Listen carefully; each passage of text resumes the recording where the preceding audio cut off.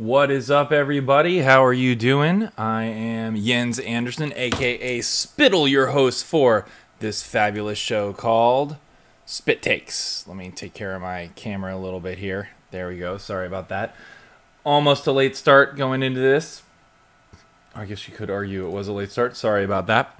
How's it going? I'm so excited tonight. We're talking about mid-season finale madness here with all the shows that you know and love that we talk about on the show. And I did want to take a second to talk about that and what that means for the show going forward. Hey, Maximum Paper, Cam Tully, Super Fury, Invalid 13, welcome you early comers. Hey, Hyper Goku. So, I really did get a late start here. I'm actually eating a French bread pizza right now, so you're going to have to excuse me as I chow down. I'm famished. I almost didn't make it. There was so much to cover. I was actually like just at the last minute, literally a minute before this, getting my last images for the Flash together. So I need sustenance. It's horribly rude, but I have to. Anyway, so what are we going to do when we're on the mid-season finale on all these shows? Well, Spyt-Takes isn't just a show about Constantine, Flash, and Arrow. It's going to be about all kinds of stuff that I like to watch and I'm into. I think next week I'm going to entertain the idea of either moving to recaps of the mid-season, or sorry, the first parts of the seasons for some of the urban fantasy shows that I watch. I might even go over and do a total recap for S.H.I.E.L.D. and do a few weeks of this season of S.H.I.E.L.D. Agents of S.H.I.E.L.D., sorry, because that's been really good too. There's also been some really cool movies that I've been seeing lately that I really like. In fact, I watched Dawn of the Planet of the Apes last night, and it was freaking amazing. I'd love to talk to you about that. So if you have any ideas about what you want me to cover in between now and the end of January when these shows come back on, or things you'd like to see me do regularly on the show, please let me know at hashtag Spyt-Takes. I'm all ears to hear about what you guys have to say about it. Hi, Pat. Welcome. Hey, Aiden, welcome. Good to see you guys. So let's start out talking today. Again, if this goes a little bumpy, I apologize. It has been really coming up on the wire here to try and get this done. Let's start out chronologically like we normally do and go back to last Friday and talk about Constantine. Holy moly, was this the coolest episode of Constantine ever, or what? How many of you guys saw this out there? Let me know in chat. I hope you've seen it because you're going to get some massive spoilers right here on this one. Listen, NBC, contact NBC, at NBC Constantine is their Twitter. Let them know how much you love this show. This show is worthy of continuing. Screw the fact that they put a hold on production after episode 4. They made a mistake. They did this. I was talking to Locke about this today. They did this with Jericho on NBC as well. They canceled it, and the fans loved it so much they were sending them peanuts and fan mail. In the mail. Peanuts, by the way. If you misheard that, go back. Peanuts. Anyway, it's something to do with the show. They activated the show again, and then they canceled it right again. They also did that with Revolution. Locke said he loved Revolution, and they canceled that too. So here we are on the verge of watching this show get canceled, and quite frankly, with shows like Supernatural in their last season, we need something like this on TV. At least I do, because I love this kind of stuff. And man, has it gotten good. I gotta admit, it had a rough start. Thanks for the follow, Veritas. Welcome to the channel. But I gotta admit, it was a rough start, but man, has it really hit its stride. It's amazing now. In this episode, what a way to cap things off for the mid-season. It was so good. All right, let's go through the whole thing here because, oh my God, I can't even stand it. It was so amazing. So what do we got going on? Well, first thing starts out and we see this snake preacher guy, whoever he is. And he's this dude who's kind of a congregation that his father had. And he doesn't have quite the silver tongue that his dad did when he was running this. And it's one of these kind of churches that you go to where they handle deadly snakes to prove their faith that they don't get bitten by the snake. Well, lo and behold, this guy gets bitten like right out of the gate. He's not confident. He's stumbling. And he gets bitten by the snake. And he's dying right there on the floor. By the way, hey, Jinsu, welcome. And I'm glad you guys agree with me that it was really good. Yeah, Hyper Goku, I love Supernatural as well. Maybe I'll be talking about that soon, and Sleepy Hollow as well. I'm going to do a show about those two shows. Anyway, blah blah blah. So we we see him get bit, and it was like the deadliest poison known to man. Apparently, this is the most venomous snake because he was like dead on the floor in seconds. I don't know if there is a snake that size or of that type that is that deadly. Somebody go Google that, and we'll find out what possible. The fastest. Somebody tell me what the fastest snake bite death could possibly be. I'd love to know. So anyway, but this guy all of a sudden, he gets resurrected. All of a sudden, you see this glowing object appear in his hand. Later, we learn it's a feather, but you can see it right here. And he has this glowing object in his hand. And actually, you guys don't see this little screen I have popped up here, I hope. Let me know. I didn't do all the dynamic color on this because I didn't have time. Did you just see that configuration screen? Tell me in the chat. If you didn't, I'm going to do this on each one. So he gets resurrected right away, and he's up, and he's like, holy crap, you know, it's a miracle. And this guy, all the people, they start feeling the Holy Spirit. And one guy with crutches like runs up to the front, and you see he has no leg. And this guy lays his hands on this dude, says some words, and all of a sudden he's, you know, looking up at the sky, and they pan down. This guy has a leg all of a sudden, and then even the preacher's like, "Oh my God, look what I did!" He's freaking out about it. So obviously this guy has some divine power all of a sudden. We're talking about Constantine, Knuffles. Welcome to the show. I'm glad you're here. So all of a sudden we clip over to Zed, and Zed is in a life Gensu. Black Mamba bite can kill you in 18 seconds. Good to know. This was quicker than 18 seconds, but we're going to go with a very potent Black Mamba is what he was. I love that on Megamind. Bring out the Black Mamba. Okay. So now Zed's in this life drawing class, and she has this while she's drawing, which is basically, if you don't know, is where artists draw naked people. So there's this naked dude on a stool, and she's drawing him, and the teacher is rather impressed with her drawing. So ooh, we don't get to see it though. Anyway, she has this vision of snakes at her feet. Go figure. She's having a vision about this dude we just saw.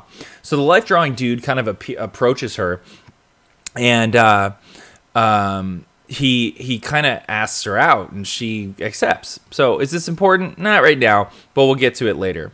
So anyway, she goes to Constantine and talks to Constantine, and he actually asks her, wait, did you just say snakes? Did you literally just say snakes? Because I've got something going on with the blood map, and it's in Kentucky, and he shows her an article about the snakes. This guy who is a preacher that healed a dude with a bad leg, like completely. And so they're going to go down there. And this was a cool moment. What I'm going to do when we talk about Constantine is sort of highlight the objects that we see whenever we see one. Now, one of the ones that came up right here, and I don't know if you guys caught this or not, but Constantine is kind of bragging over this fact that he has this little handheld scythe, which he, quote unquote, got from the Grim Reaper himself. How cool is that? He actually has a blade from death, and he's bringing it with him, along with, oddly enough, a whole string of condoms. I don't know, I don't know where we're going with Constantine on this ladies' man sort of man whore thing going on here, but they went there again. Anyway, Zed's talking to him about this stuff, and they're going to go down and check this out. Meanwhile, the dude who gets his leg, you know, taken care of by this preacher ends up in a doctor's office going to get checked out. And they're showing x-rays and like, oh my God, this is a total miracle. I can't believe that you're actually healed. And as the doctor is looking in the guy's eye, his eye gets all freaking weird, demon-y looking, and it sort of starts turning red and everything like that. And this guy literally kicks the crap out of this poor doctor and kills him. Meanwhile, the preacher still has the glowing feather, and his congregation grows. And people are flocking from miles around to be healed by the snake dude. And of course, he's very confident right now. He believes in himself. His congregation is growing. What's up, Veritas? Welcome to the channel. We're talking about Constantine here. You're about halfway through the discussion on this episode. It was totally great. And so we see this glowing feather. He wears it under his shirt now, kind of tied around a leather cord. And this is how he is healing people. Very, very badass. So Constantine and Zed interview him a little bit. In fact, Zed touches his hand and has this vision of something flying, and it seems like she's glowing, and she's kind of in awe of him while she's touching him and psychically connected. And Constantine isn't quite buying it too much. So they go around the area and they're scoping around, and he's talking about how magic has a price. And they find this area where there's this lake full of dead fish. And the cool thing about this is Constantine kind of intimates that there is, you know, this power that you use with this magic. No magic comes without a price. And they start seeing dead things all over the place. And he kind of makes this, like, this is why when you hear about miracles or acts of God in the Bible, like, there's always some, like, you know, terrible consequence of, like, crops dying or people dropping over, you know, cattle dropping over dead. Very biblical kind of, you know, things going on. And it's happening right here. You can see this poor lake is kind of drained and all these dead fish are in it. So Constantine is going to cast a spell. He's going to ask for help. Hey, agent, welcome. And he's going to ask for help. So he casts the spell. And this spell is really cool. He draws this stuff in the ground, and then he starts pulling out this, like, herbs of some kind. I forget what it is. He crushes it up and blows it into the wind. And when he does, it's a really nice effect. It, like, sort of hits this, it's almost as if it hits this, like, sigil of some kind that's caused by all his drawings and his magic. And you can see the outline of it in the herbal dust that he pours forward. And I thought that was a really cool touch. They do a good job with that stuff, if you ask me. And so you see that, like, kind of happen. And then he casts the spell, and he meets with the angel. The angel shows up and talks to him and talks about he can't get involved. He can't shape events. But he tells him, gives him a hint, you know, face east, or face the sun, face the sun. And so he faces the sun, and he says, I get what you're saying. You're telling me to go this direction. And so they go, he and Zed go, and they find this lady under a tree, which all the leaves are falling off. And she's underneath all the leaves. And there's something moving around under the leaves. We don't quite know what it is at first, but then all of a sudden we get the glimpse of it. Oh my God, lo and behold, she is an angel. Constantine is taken aback. Zed is absolutely blown away. She had a vision, and this is actually what she saw in her vision. Angels are real. And she talks about this later, like how it's different to have faith and to hear about it and to hear you talk about it than it is, and it's another thing to actually see it, right? To actually see it actually happen right in front of you. Proof. Oh my God, there's an angel. And so she's kind of really in awe of this whole occurrence the entire time during the episode, which is very cool. Meanwhile, this demon guy who killed the doctor is running amok right now, and he actually kills a cop, and we see it on the dashboard cam. And then he ends up, you know, this is what he kind of looks like now. He's starting to get all gnarly and gross. He's vicious. His eyes are like the way they are, and he actually runs away kind of on all fours, like in a very animalistic way. And so, you know, stuff's going on with this dude, which isn't quite right. So you have to be really suspicious about what's going on with the preacher. Clearly, there is a cost to his magic, as Constantine is talking about, and we're seeing it right here. So they take the angel to a barn, and you can see she's very sick. She's in pain, and she kind of says what happened. Like, she came to this preacher when he was dying on the ground, and somehow he pulled a feather out of her wings. And that's where he got the glowing feather in his hand when he was resurrected. And so, like, you know, the other angel is pretty much like, that's not really possible. How did that happen? And she's like, I don't know. And so they realize that they need to get the feather back in order to fix her. Because she is now physically on this plane, which is really normally not how angels exist. She's actually physically here. So these were great scenes between her and the angel. And again, Zed is totally in awe of the whole thing. What's up, Weapon Max? I didn't pre-eat for this. I'm trying to eat right now. My piece is getting cold. Thanks for giving me the excuse to bite into that, Weapon. Appreciate it. All right. So, what's going on here? Now we're going to get the feather back. So the guy is baptizing people in the river. And the demons are being created by this guy when he's healing them. So Zed gets baptized. She's willing to get baptized. And she steals the feather off his neck. And he freaks out. He freaks out. And they try and get her, but she's got this magical shield which keeps bouncing off her. Meanwhile, all these evil demons that he's been rezzing and healing, people we met earlier that have been talking about the miracle of this guy, are turning into the cop killer dude, the original dude with the leg. And they freaking have demon eyes, and they're all kind of getting all gnarly, blemishy, fleshy demon looks. And they start attacking the congregation right here. Constantine and her fight him off. Meanwhile, something very cool is happening. The angel that we see at Constantine's side all the time, who he's trying to get to help him a lot, is talking to this angel right here, the female angel. And it's such an amazing conversation because he's tempted, he's curious about what's going on with her. And I loved this part of the show where he was asking her questions. It was very well acted by him. And he's like, what's it like? What's it like when the sun what's it like to actually feel the sun on your face? And so you get this kind of idea that the angels, you might see them in our world, but they're not in our world. They're not actually affected by it whatsoever. In other words, like, they don't feel the heat of the sun. They don't know what it's like to take a breath of air, to smell, to do anything like that. They're not physically here, so they don't interact with it in the same way. They don't sense it. There's no sensation. And so he's talking to her about that, just wondering what it's like, and he's smiling and he's getting so into it. And she's talking about what pain is like too, that it comes in waves and this, that, and the other thing. Very, very cool. Very cool scene. And I enjoyed it very much. And so they come back with the feather, and they're going to make this angel all better. Well, as soon as they put the feather back on, the coolest freaking thing I could imagine happened. Her outfit starts turning black, all the feathers on her wings start turning black, and the other angel, I forget his name right now. What's the angel's name that hangs out with Constantine? I'm going to wait for chat to catch up on and give me that detail. And use it as an excuse to eat this pizza my wife brought me. Tell me, chat. Tell me. What's his name? I forget. Manny. Thank you. Thank you, Maximum.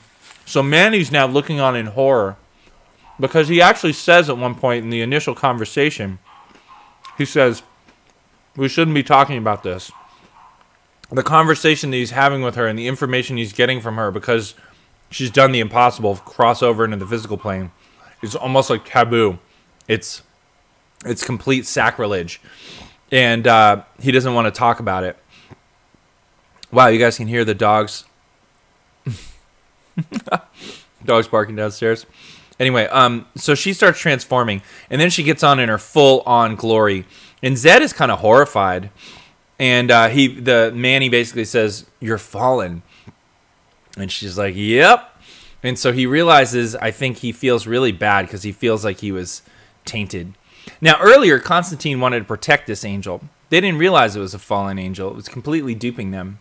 And he cast a protective spell to keep bad things out of this barn while she was in there. Well, that was good thinking because when she tries to get out, bam, she hits the barrier and she's trapped in. So Zed, Manny, and the fallen angel and Constantine, who comes running in at this point, are all trapped in this barn. This was a really cool effect. I liked what they did with this because they did this kind of thing where she actually passes through this one sort of barrier and then impacts on another. This is the one where she passes actually through, and then when she impacts on the other, it's this neat, like almost like cracked, streaky glass effect that kind of happens. Production value on the special effects for this show are pretty badass. And I really like how they call their shots and kind of, the glowing on the feather. It looked wonderful. The angel wings are absolutely gorgeous looking whenever they're unfolding and coming out. Love how they're doing that. Transformation of the angel. It was just beautiful. So very well done here on this stuff. And so she's trapped in here and she starts threatening Zed. And, Manny's saying he can't do anything. And then for some reason, he decides to take over Zed's body. And they go out of time for a second. And he actually rips the heart out of the fallen angel. before she can go out and be on the physical plane and be a fallen angel here on Earth, which would be probably disastrous. So he rips out her heart. And then, of course, Constantine takes the heart and adds it to the collection of cool items inside the cabin. The magical TARDIS that is the base of Constantine. Think about all the stuff we could explore on this show as the seasons go by. What about that hallway to nowhere? The whole thing is bigger on the inside than it is on the outside. I mean, there's endless possibilities and plot devices with this cabin, and they must be explored. Don't let this show go, NBC. This show is freaking awesome, and I, for one, want to see a lot more of it. So that was Constantine this week. There was one other thing that happened as sort of a cliffhanger. Who is this dude? This is the life drawing dude. He calls up Zed at the end, and she's taking a bath and talking to him on the cell phone. She forgot about their date. And then there's some suspicious guy behind him, basically, who set him up to ask her out. So people are on to Zed.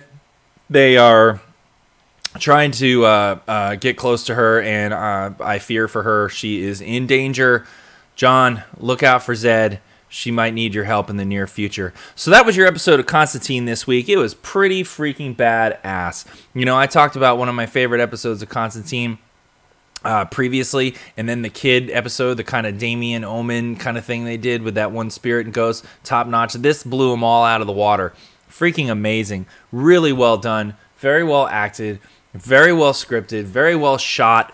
Everything about it was top notch. And I can't wait to see more of this show, and I hope we get to. NBC, make the right choice. Keep this thing going. Everybody out there, let NBC know how much you like it. Help spread the word. Try and get those execs to remove the hold on production for this bad boy. All right, so chronologically, we're going to go. We would normally go to The Flash right now. But, and I think we will. You guys want to see Flash or Arrow? Let me know. I'm going to take a bite of pizza. What do you want next, Flash or Arrow? Chronologically, it would go Flash, then Arrow. But we could do Arrow, then Flash. I'll leave it up to you guys.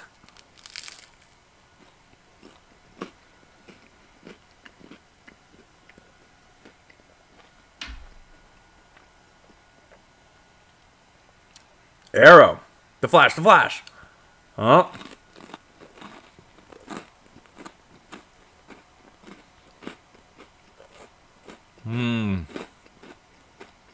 Wow. Well, Weapon Max, I would tend to agree with you. But everybody's asking for Flash, so we're going to go with Flash next. It's actually chronological anyway. This would be the next show that we saw. So we're going to go over to it. Come on. There we go. All right. The Flash. All right. Let's see if I made the necessary changes. All right. Before we get started here, I'm going to go through and click a little button on my windows so that all of these pictures I took are at their maximum glory of color and awesomeness. Here we go. So this episode of Flash, it was the mid-season finale again. There was a lot going on in this episode, and all of it was extremely well done and worthwhile. It was a great show. Like I said, there was a lot going on, but it was very focused and very well driven the entire time. And we got so many reveals and so many cool things happened, so that if you are a DC fan, and specifically a Flash fan, you will have loved this episode. All right, I'm almost ready. Almost ready to get it going. You guys aren't seeing this little window of the color pop-ups that I'm clicking here, are you? I hope not. All right, so at the start of this episode, we basically, and I'm sorry that this is a blurry image, but I got to tell you, I went frame by frame, there was no clear image because they were moving so damn fast that they were blurry. So this scene really only looks good when you're watching it in video, which of course I can't do here. But it starts out with Barry out of his costume chasing the Reverse Flash, and it's obviously Christmas time in Central City, and he's chasing the man in the yellow suit, as is the name of the episode. And then it says, it says 1 day earlier. Now, I got to tell you, I love it when shows open like that. Here's a little glimpse of what's going to happen, and then we go 1 day earlier. Normally, this is like something that I absolutely love, and they nailed it. They really did a good job at this, and I'm going to tell you how in a second. So, one thing I love is they open with this big, dramatic, like, sort of like, oh my God, Barry is going to be running into the man in yellow. How does this occur? How does this happen? When are we going to get there? And so we start out now 1 day earlier, and Barry is on the couch and he's watching Detective West, start decorating the tree. And one thing I loved was Barry gets a little bored. He says it's going to take forever, and of course he starts doing his flash thing around the tree and entirely decorates the tree.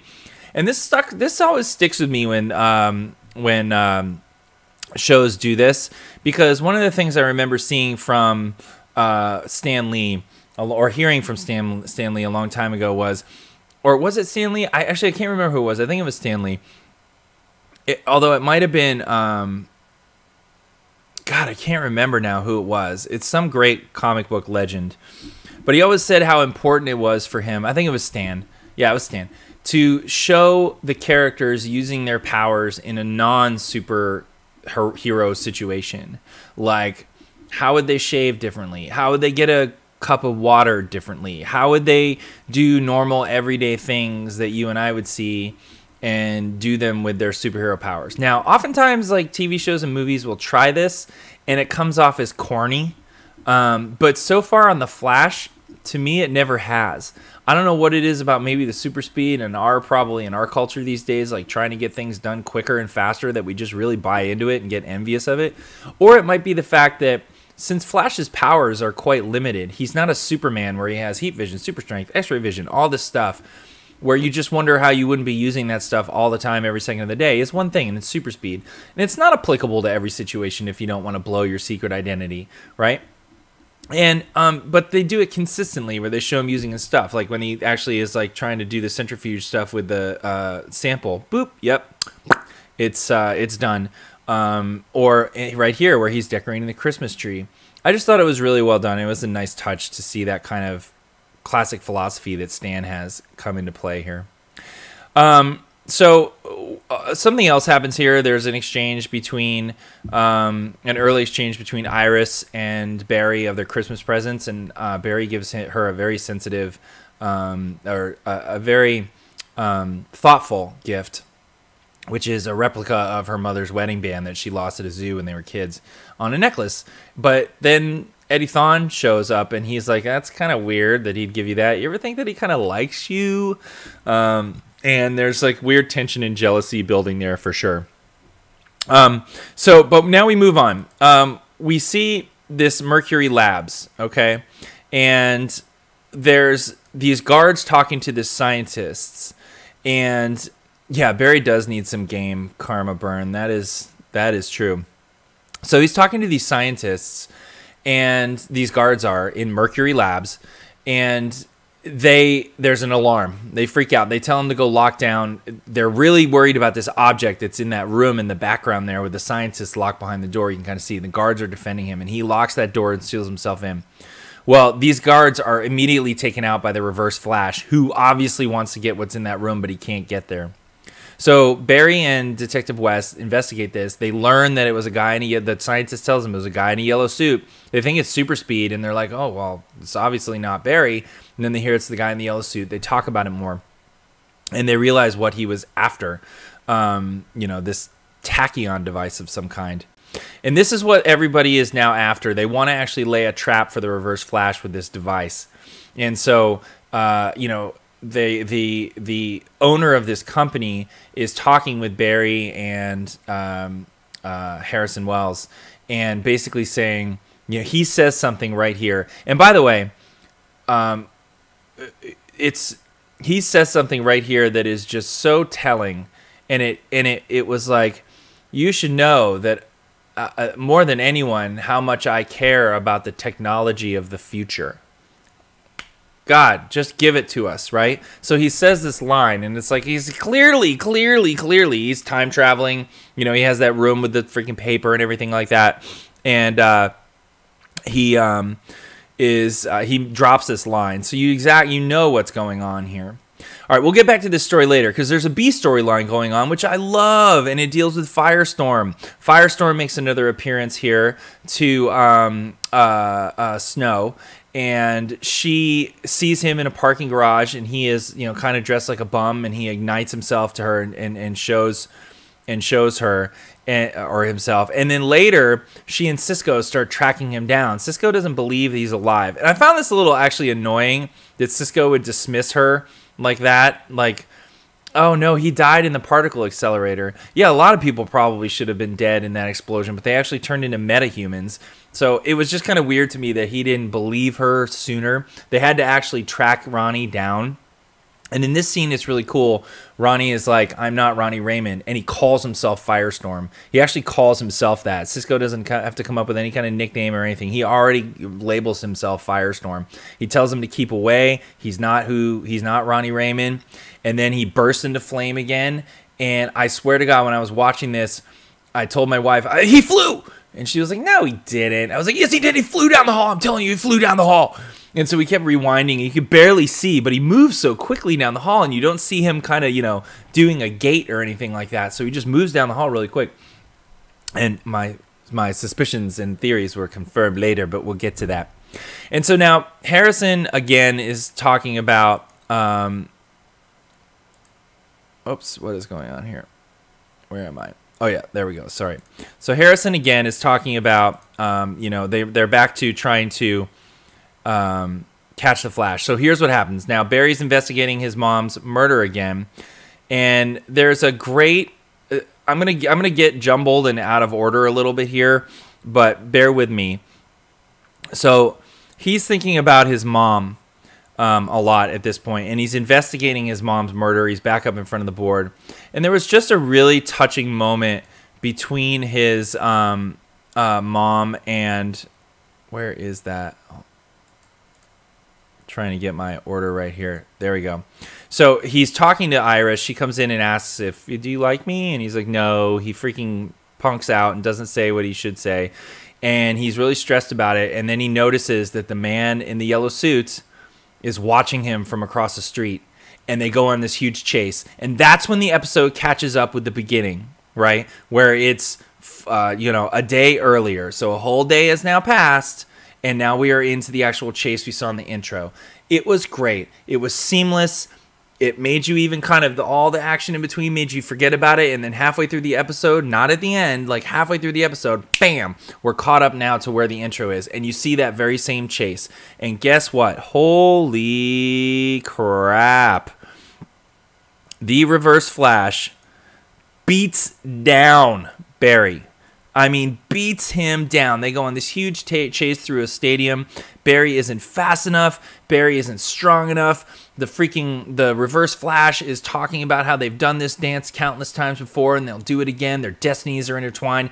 And let me tell you something. After hearing Harrison's comment, and if you listen to this character's voice, you can hear that it is the actor. It is Harrison. You can hear it. They've just put a process on it. It's his tone. It's his delivery. It's everything. To me at this point, even sooner, I knew at this point what was happening here. And all the theories we've been going about, is it Thawne, is it Harrison? It's freaking Harrison.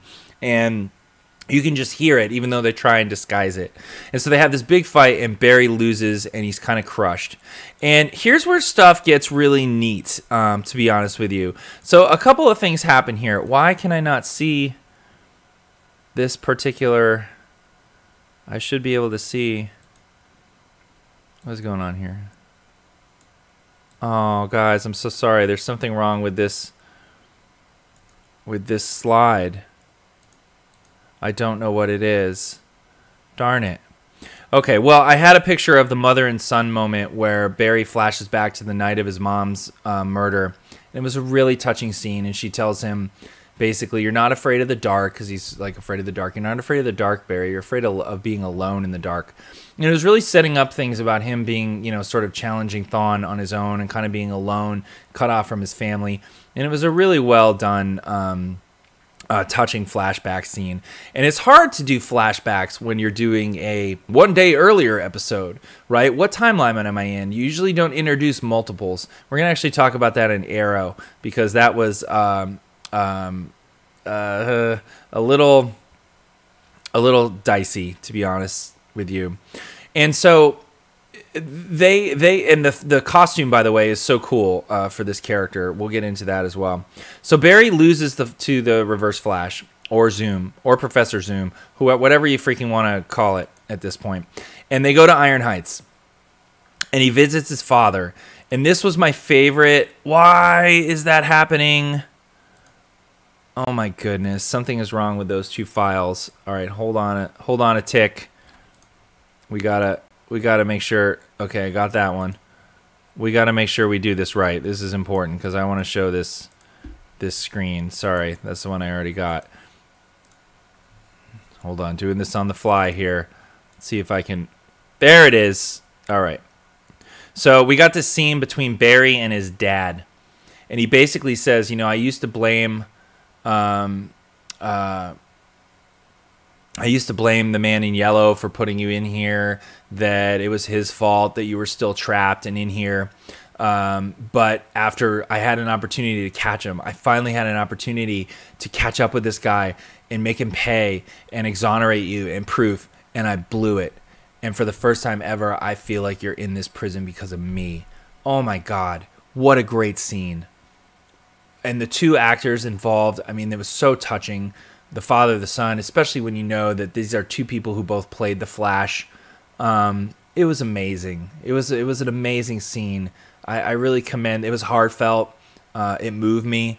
You know, definitely I'm a child of divorce, so I was estranged from my dad for quite some time. Everything's totally copacetic now, but you know, when you're in the middle of something traumatic like that and you're very young, you know, it really does affect you, and it can affect the relationships and instill feelings of guilt and things like that. So for me, this scene was just super, super touching and well done. And then what Barry's father said to him, you know, don't let this man has taken so much from us already.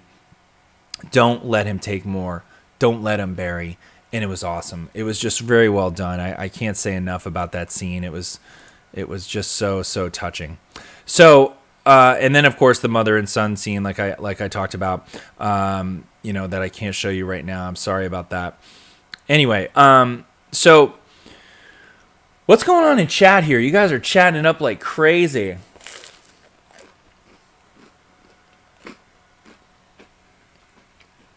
Yeah, Duncan, Harrison was made up for this show, but I think it's an alias.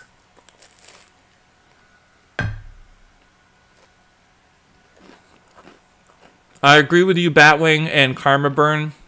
I think Harrison is Hunter Zolman.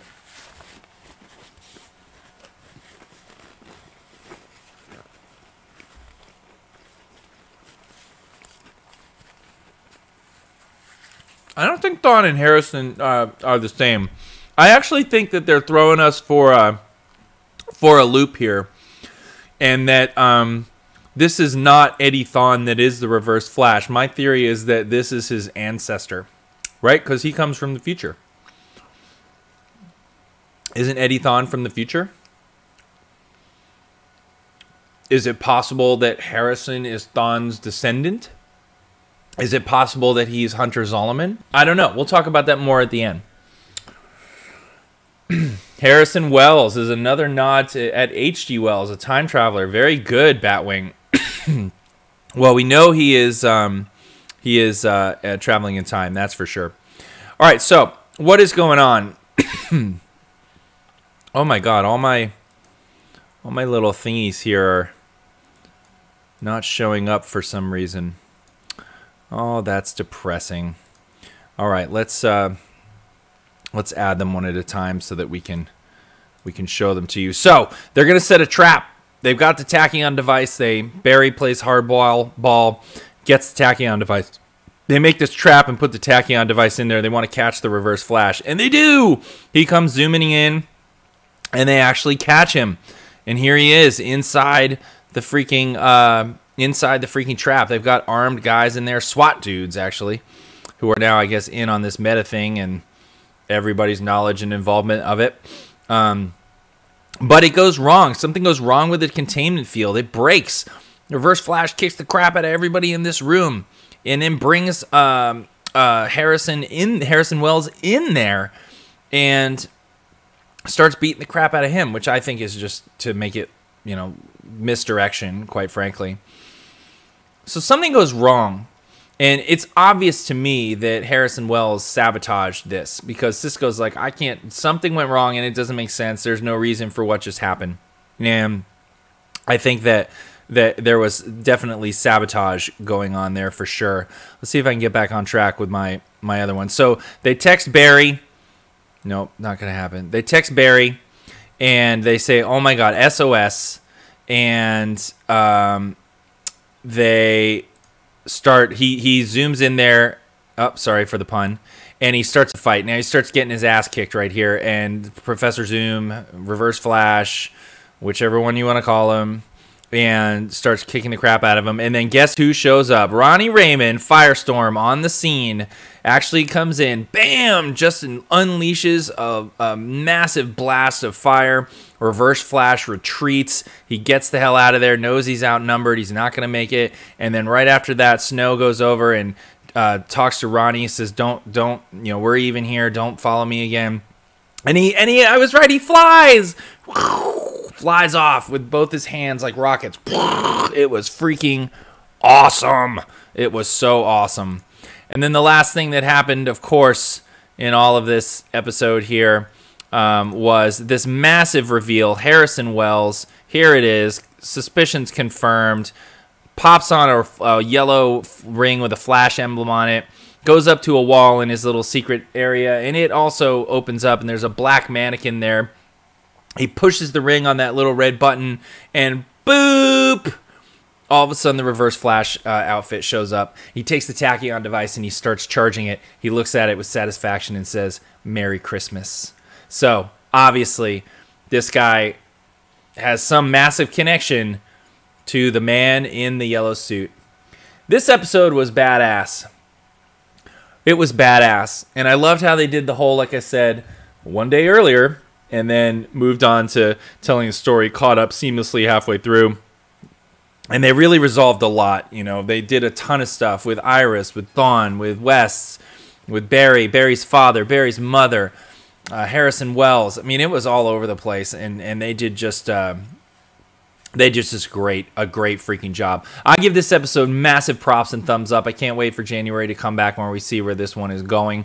They're doing an amazing job on this show. I haven't spoken to Jeff Johns in a long time since the launch of the game, but maybe he'll recognize my Twitter and I can pay him a compliment, see what and let him know how much I'm enjoying this work. We'll see. I don't know. I'm a little fish now that he's all big Hollywood. But yeah, this show is absolutely amazing. So, all right, now we're going to wrap this up, this Spit Takes up with Arrow. So let's go on over to here, and hopefully I don't have any other issues with my Arrow thing. This episode was highly built up. Going to take a little piece of pizza. Pizza. Man, if I had some Big Belly Burger, I would eat it right now in honor of Arrow. I know how they love their Big Belly Burger and talking about food and chowing down. So, check out this logo. This is like a League of Assassins logo or some kind of Nanda Parbat, some kind of Ra's al Ghul thing going on here. So, all right, let's get into this. What do you guys... All right, chat. What do you think I think of Arrow at this point? Having seen me talk about the show, what's my stance on Arrow?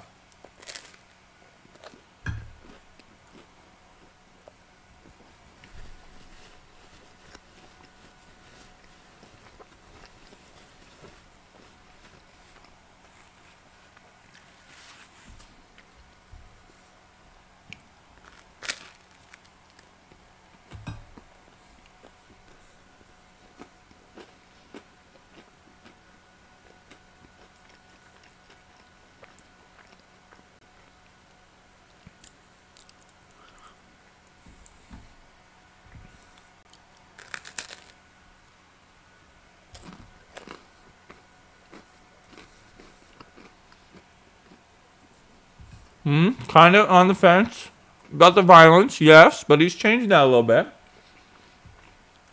Yep, Duncan, you agree.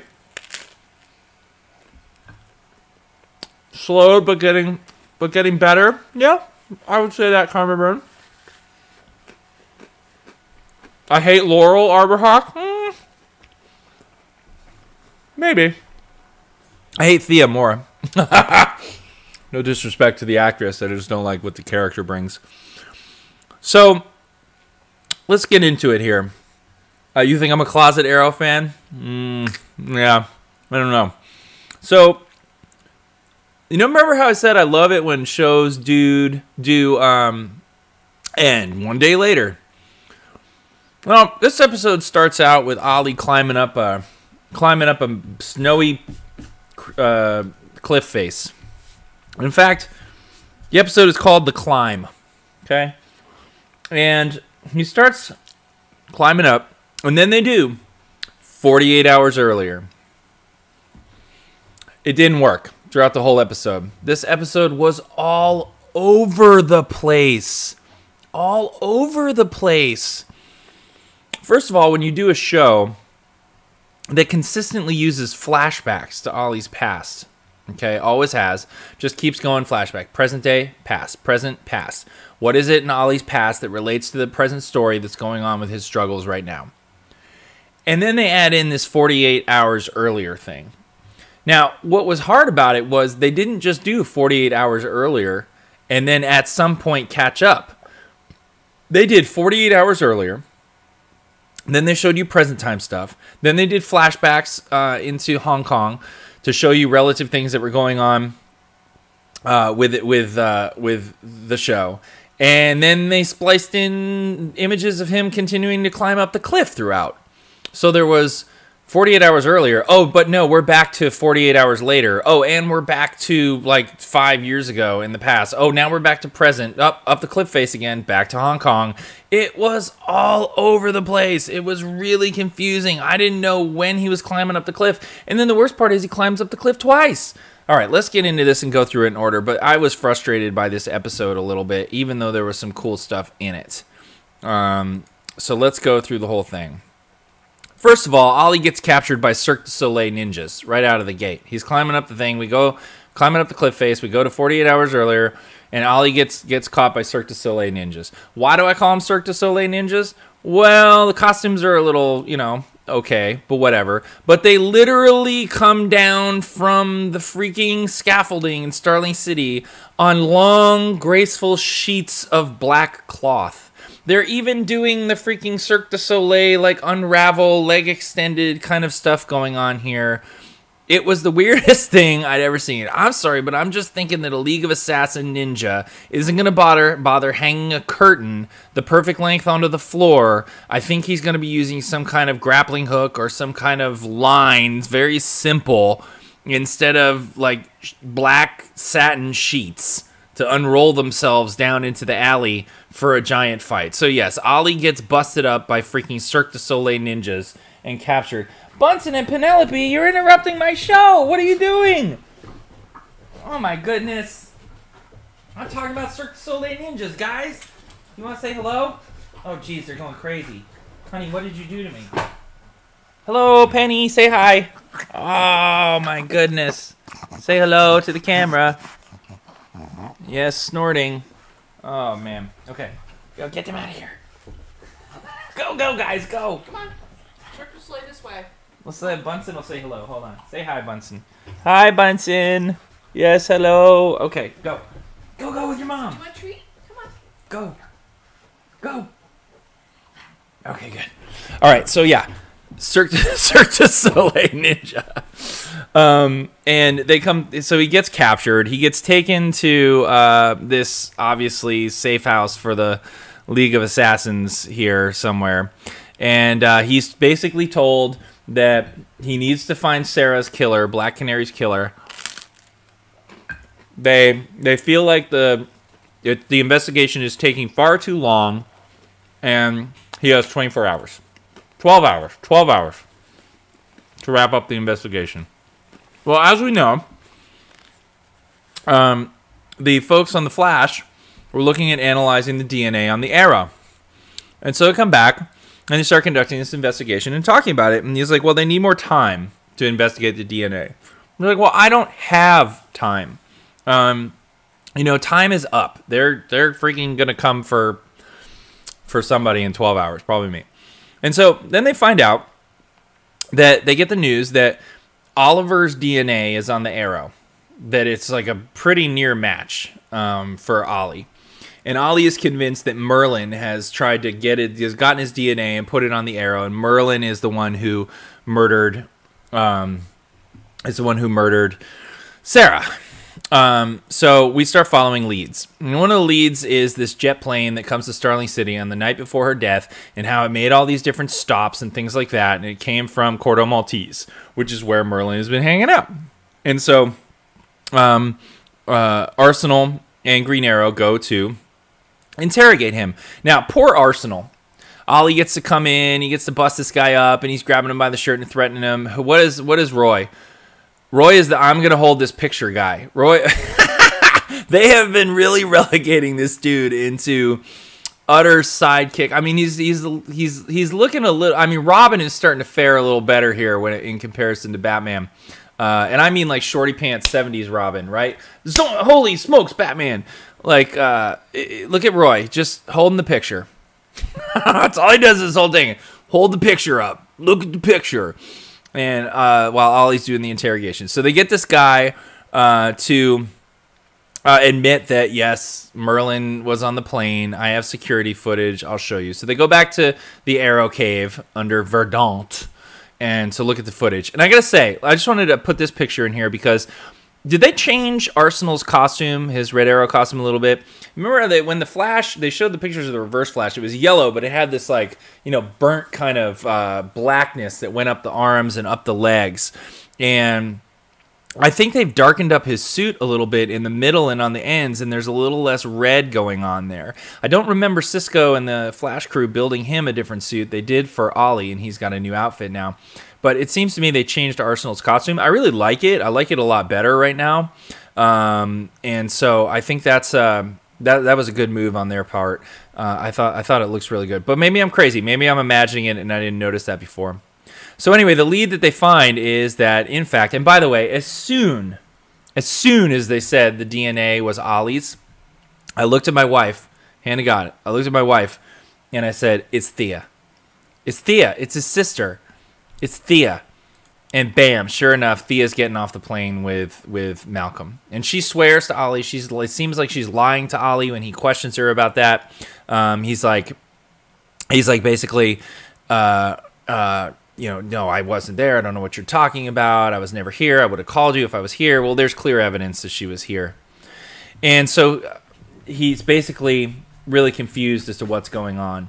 And he feels like there's no way Thea could have done this. So he goes to confront Malcolm. Meanwhile, back on top of the cliff, Ra's al Ghul is warming up. Now let me tell you, when Ra's al Ghul, the demon's head, summoned you into a room and he's carrying a sword, and you're all carrying a sword, and you're asked to spar with him, don't fucking do it. Don't fucking do it. Every single one of these guys that he's beating the shit out of right now gets freaking killed. Killed. Even one dude at the end, he just freaking stabs him right through the heart.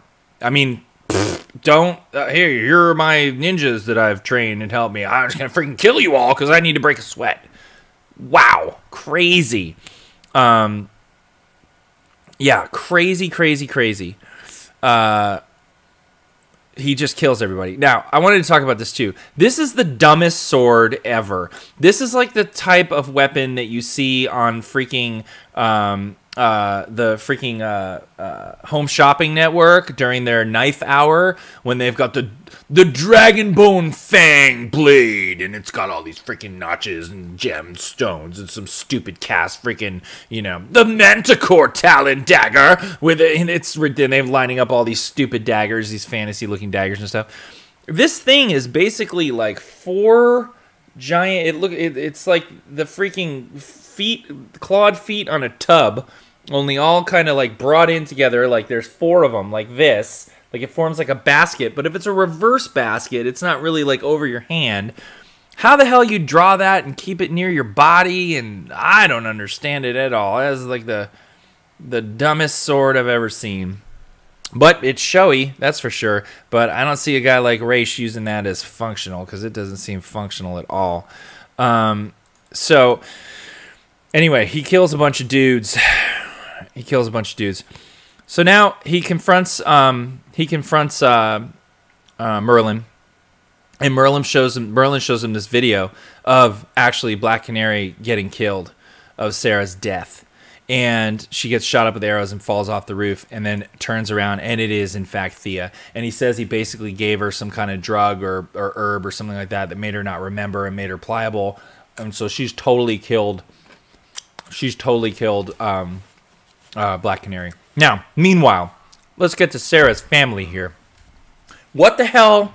We needed Laurel's mom, and Laurel's dad coming in here I don't understand. So they had this weird B story that kind of really didn't go anywhere or have anything to do with anything other than trying to tell Laurel's mom that Sarah was actually dead, and we still have to keep it from her father. Thea got involved in that part of the story as well. Ollie tries to confront Thea at one point, by the way, breaks into her apartment, and she tries to beat him up and is unsuccessful, but she flees. And Ollie has a moment of like, oh my God, my sister has some kind of powers. Then he sees this. And so she doesn't remember at all what happened. So she's innocent in that respect, right? And so there we go. Now, one of the coolest things that happened was getting to see the Atom suit. Now, here's something that's pretty weird, I gotta say.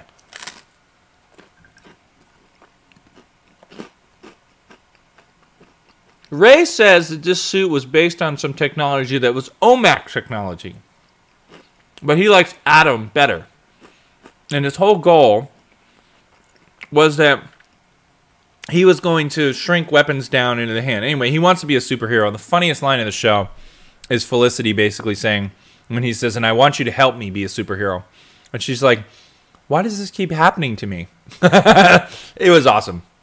And so, which actually, if I were Ray, I'd, being pretty smart, probably would pick up on that. I might actually start figuring some stuff out. But anyway, you get to see the Atom suit. I'm curious what that will look like on him, because it looks pretty bulky. He's a big guy to begin with, so I hope it doesn't look too Power Ranger-like when he actually gets it on. And they do some things to slim it down a little bit. But they've done a very good job with the Flash costumes, so I have faith that they'll get this right. But yeah, it's based on OMAC, and he renames it to Atom. I found that a little interesting.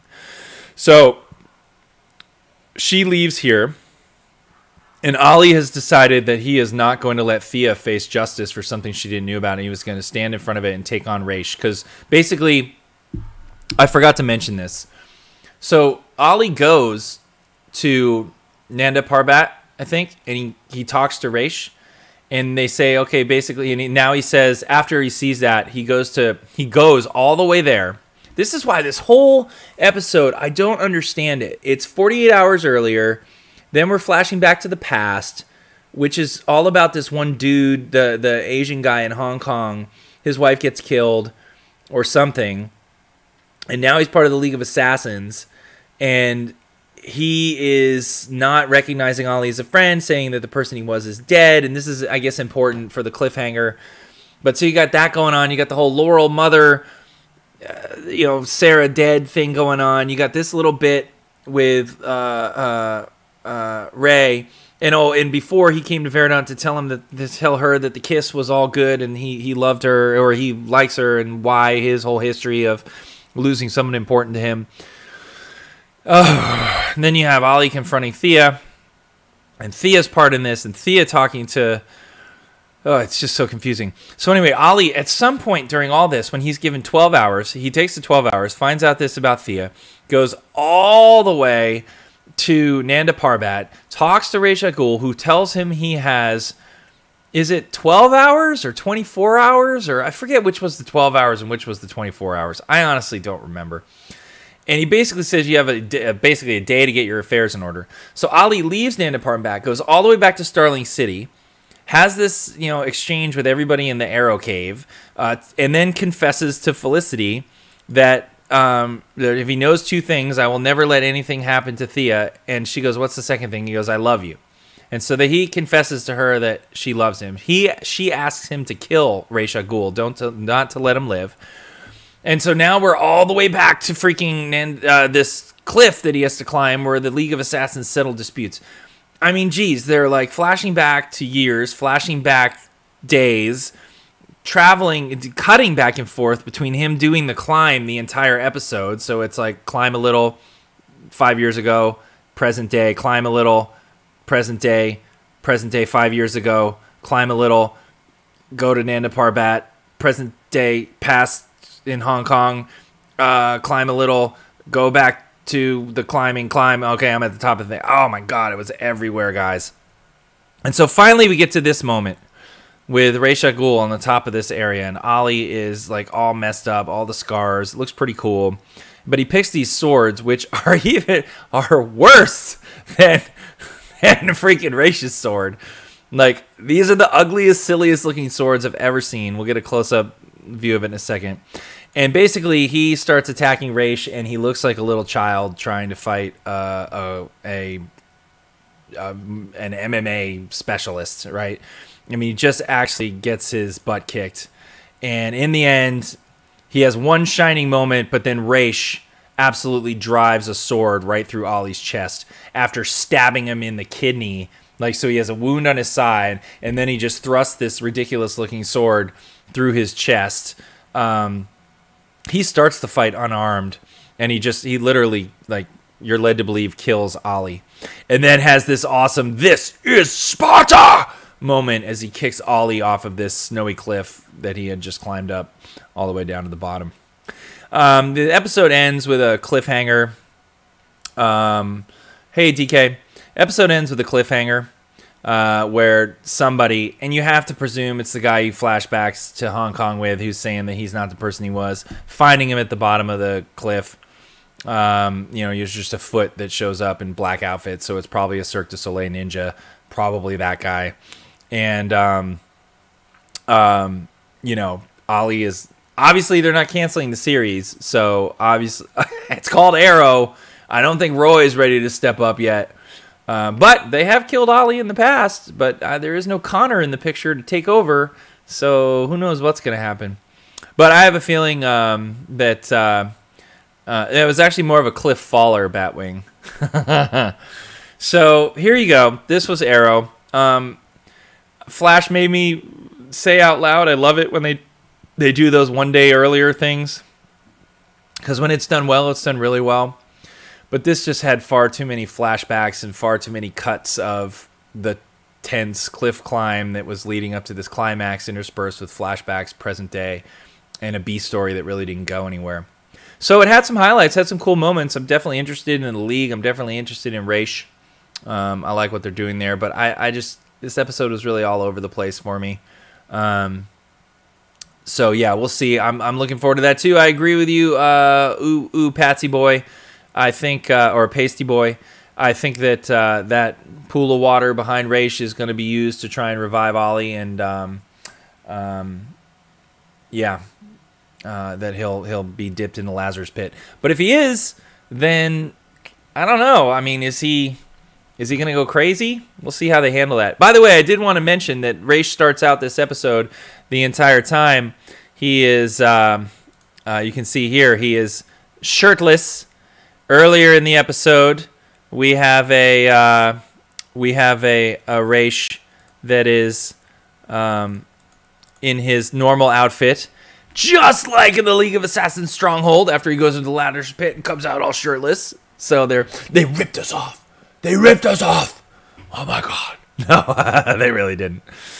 All right, so that's Spyt-Takes for tonight. I know you guys are mentioning in the chat that I have sort of forgotten something and left something out, Flash. And that was the end where Cisco says there were two colors of lightning, and they surmised that there were two speedsters there.